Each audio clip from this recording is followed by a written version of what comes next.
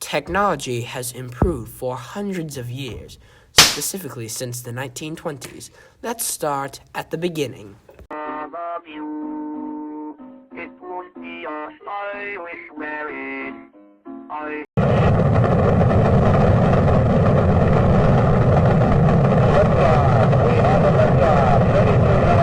But this stuff is boring. Let's go to the future.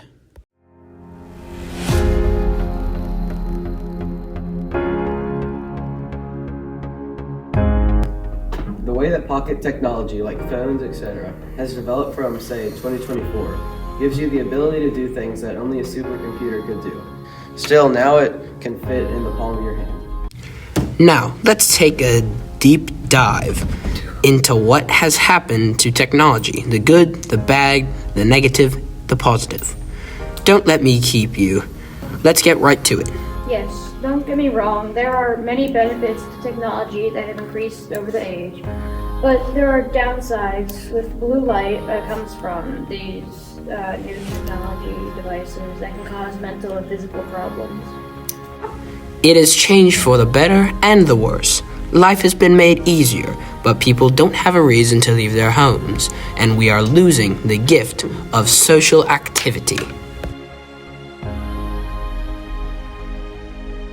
Technology has been getting its bad comments for a long time, with people complaining that social media is just adding more stress to their lives and that the internet is adding to depression. So yeah, people don't realize it, but if technology is misused, it literally has the power to destroy families, actually.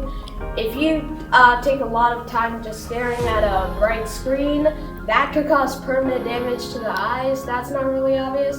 And if you keep staring at certain stuff, then that could also cause permanent damage to the brain. That'll cause you to think negatively. So that's why social media hasn't improved at all. Now you have heard what we have to say about the negatives of technology and its new advancements. But let's not stay there. Let's go and see what it good has done for our planet.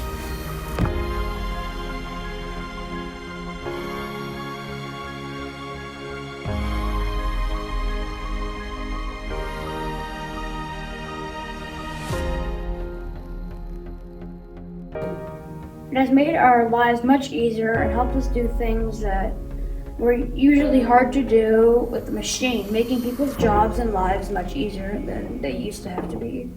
And there's also the advancement of different foundations around the world to help people in our communities, people in other countries, stuff like food, money, and clothes. Sometimes doing this is only possible through the new technologies we have achieved.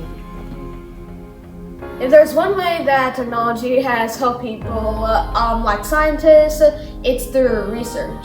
Back then, claims of scientists weren't as accurate because of the lack of research. As technology improved over time, scientists were able to make more accurate predictions about experiments and stuff. Technology has helped with education and students learning with computers. It has helped with security and protection over houses. It has also helped with scientists, with medicine, and helped to make surgeries more successful. Technology has improved in the exact ways these three intelligent professors have stated.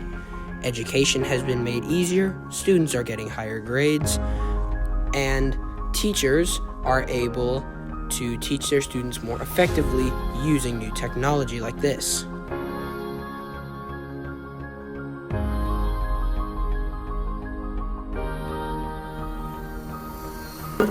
Yesterday, I almost got into a car crash, but autopilot saved my life.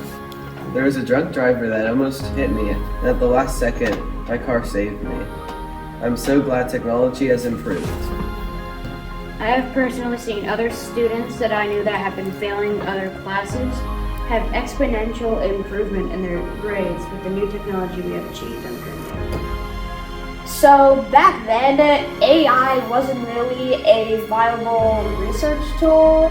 It didn't really give the right kind of information, mostly outdated, but over time, the AI research tools are actually starting to improve. Whenever I assign my students a research paper and I tell them to cite their sources, most of their sources are actually AI research tools. So as AI improved over time, it actually became an acceptable resource for students and teachers. I think in like the future, like how technology may improve and help communications with the human species is mainly with in 240 years, seeing how we've come from the start of the first flight to how we're going now. It's looking like soon we're going to be multi-planetary, and that means especially within 200 some years we're going to be living there a lot and across a bunch of different planets. So I think that may help the technology of whatever it is, satellite with like lasers, because lasers are used for communication. That may help and be the main source of communication with the human species. Oh, well, you're asking me about interactions between people and communications and how they've been affected by modern technology. Well, let me tell you, everybody's got a GERD. And if you don't have a GERD, it's going to get in the way of you being able to read the other person's thoughts.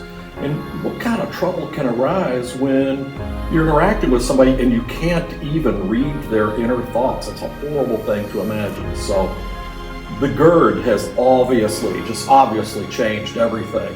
And now that technology has been out for about 40 years, these newer versions of the GERD have enabled us to be more accurate in our interpretations, especially between emotions like embarrassment or dishonesty. Another thing that has changed the way people interact now is the film that we have referred to as a Berfelgob. And the Berfelgob film, named for the great Dr. Berfelgob, has enabled us to interact with people from all over, and we're no longer contracting diseases or things that are communicable between people, things like the common cold. 200 years ago they used to say there'll be no cure for the common cold. Well, they didn't know anything about the Berfelgob.